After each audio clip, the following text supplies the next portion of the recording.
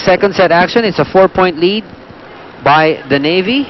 8-4, and let me turn you over. Ito nagtatampo kasi wala pang team na kumukuha raw sa kanya. Parang feeling niya kaya pa niya. Ito, announce ko lang, praktisado to. Andre Mulya with a courtside report. Di bali, Ian, pag nagka-team ako, kukunin din kita. Anyways, the Philippine Air Force lost the first set to the Philippine Navy, and Coach Ariel actually reminded his players and pointed out that the reason for them losing is because of their poor reception and their errors. He told them that they need to tighten their blocking at huwag silang matatakot sa blockers. And lastly, he told them that the attacker should always maximize the sets given to them. Hindi pwede ang hulog-hulog lang, lalo na kung nakapwesto ang depensa ng kalaban. Meanwhile, for the Philippine Navy, Coach Nene had a very few reminders only to the team. She just told them that she expects them to continue on with good reception as it helped them set up good plays. And yun nga, she was pleased with the first set, pero ang hinihingi pa niya sa team niya ay paspasan or bilisan pa nila yung pag-arangkada ng points nila. Ian and Mozzie? Alright, thank you, Anne. And, well, it's so hard to stop, you know, if you've got Nene Bautista and Suzanne Roses and Mikmik Laborte. Iba-iba eh, di ba? May mabilis, may running, may mabagal ang approach. Hirap basahin. That's what... that's what excites us. Yes, knowing that right. A lot of variation in offense and also in defense will be seen throughout this conference. And I've heard those comments from our fans that, you know, now they're seeing different dimensions of the volleyball game, no? Meron talaga na yung mga patama lang sa block, you know, and those good defensive stops.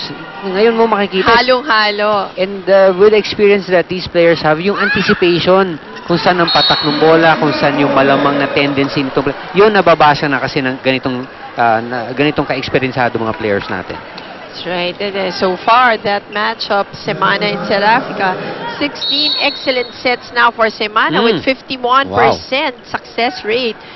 Serafica, on the other hand, with 15 but only 39% success rate. Let's see. It's a free ball for the Air Force. Resho with the dig. De La Rosa gets blocked. Bautista saves it. Mikmik twisting in midair. Aiza again. The block is right there. They give it back to her. Second servings.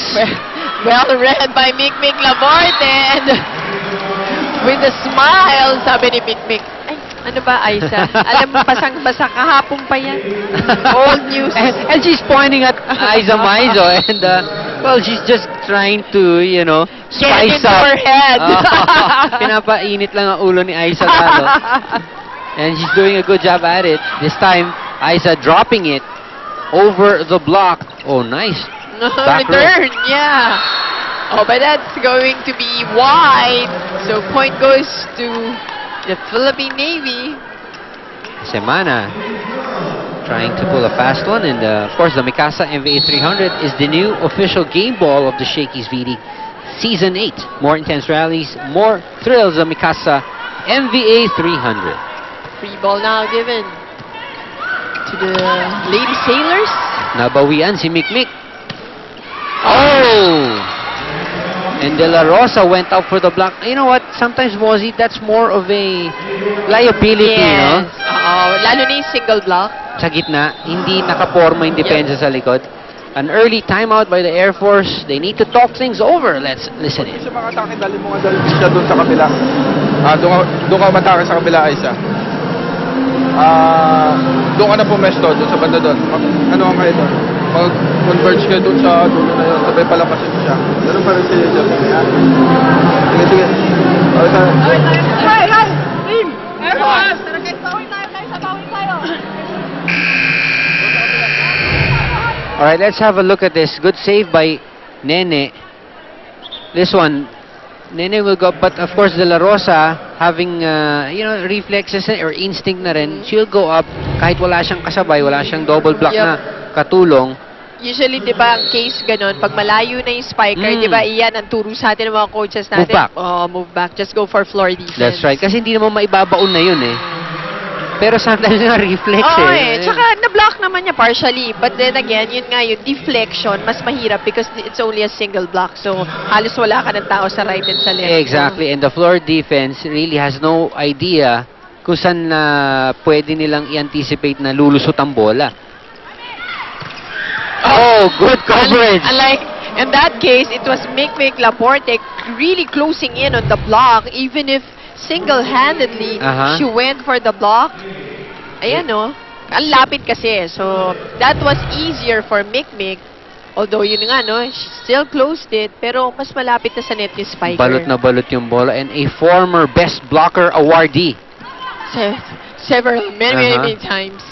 And this time, on the offense, Mikmik, just enough power. One of those players, Mozzie, na lagi nakangiti. Oo. Diba? Palagi. Yan, sila Ange Tabacero, yan si Mikmik Laborte. Lagi yan, talagang... Hindi mo alam kung nang aaser eh, di ba? Or, pero usually, they're just, you know, yung parang they're just enjoying the game. But ay, damay. So, this time, it's the crowd that enjoyed that offense. Her favorite spot on the floor, and what a perfect set coming from Wendy Ann. So, able to convert that into a point. They're down by 6.